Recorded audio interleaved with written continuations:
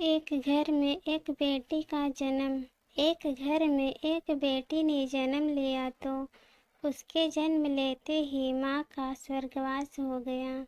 पिता ने अपनी बेटी को गले से लगा लिया, लेकिन सभी रिश्तेदारों ने बेटी के जन्म से ही ताना मारने लगे। मनहूस पैदा होते ही अपनी माँ को खा गई। पर पिता ने अपनी बेटी को कुछ नहीं कहा।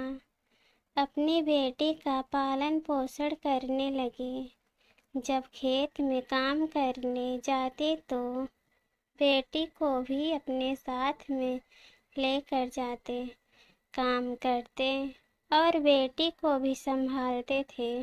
सभी रिश्तेदारों ने कहा कि दूसरी शादी कर लो, लेकिन किसी का नहीं सुना।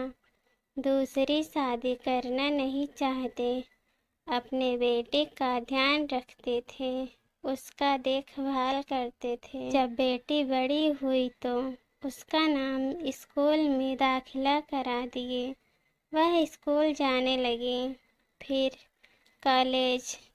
हर क्लास में फर्स्ट डिवीज़न से पास होती, जिससे पिता बहुत खुश हुए और बधाई देने लगे। बेटी पिता के साथ खेत में काम करवाती, फसल भी अच्छी होने लगी। सभी रिश्तेदारों ने ये सब देखकर चिढ़ने लगे। जो उसको मनहूस कहते थे, वही लोग चिढ़ने लगे। लड़की एक दिन अच्छे से पढ़ लिख कर IPS बन गई। एक दिन किसी मुख्यमंत्री ने उसको सम्मानित करने का फैसला लिया और मीटिंग का बंदोबस्त करने का आदेश दिया। मीटिंग उसके गांव में ही रखा गया। मुख्यमंत्री ने सभी लोगों को समझाया कि जो काम बेटा कर सकता है वह बेटी भी कर सकती है, इसलिए बेटा बेटी में कोई भेदभाव नहीं। भाषण देने के बाद मुख्यमंत्री ने लड़की को स्टेज पर बुलाया।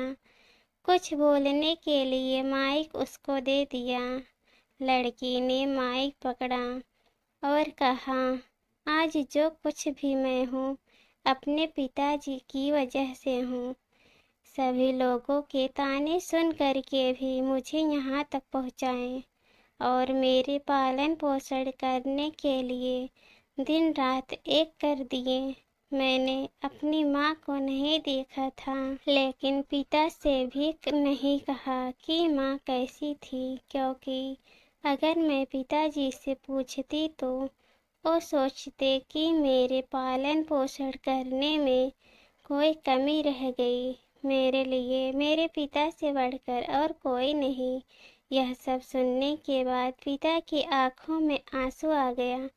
बेटी को भी बोलते बोलते आंख भर आई। इसके बाद मुख्यमंत्री ने पिताजी को भी स्टेज पर बुलाने की अनुमति ली। पिता स्टेज पर आए और बेटी को गले लगाकर बोले, रोती क्यों है बेटी, तू तो मेरी शेर पुत्री है। अगर तुम ऐसे कमज़ोर पड़ जाओगी तो मेरा क्या होगा। मैं तुम्हें सारी उम्र हंसते देखना चाहता हूँ। पिता बेटी का प्रेम देखकर सभी लोगों की आंखें नम हो गई। मुख्यमंत्री ने लड़की के गले में गोल्ड मेडल डाल दिया। लड़की ने अपने गले से गोल्ड मेडल को उतार कर अपने पिता के गले में डाल दिया। मुख्यमंत्री ने बोला, क्या किया? तो लड़की ने कहा, मेडल को उसकी सही जगह पर पहुंचा दिया, इसलिए इसके असली हकदार मेरे पिता हैं। इसके बाद मीटिंग में तालियां बजने लगे। उन लोगों के लिए सबक है जो बेटियों को चार दीवारी में रहना पसंद करते हैं। बेटियां भी बेटों से कम नहीं हैं। बेटा भाग्य से होता है तो बेटियां सौभाग्य से होती हैं।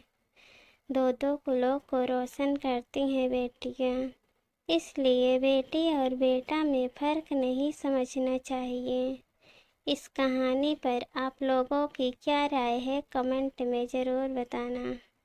और अगर वीडियो पसंद आए तो हमारे चैनल को लाइक शेयर और सब्सक्राइब कर देना। धन्यवाद।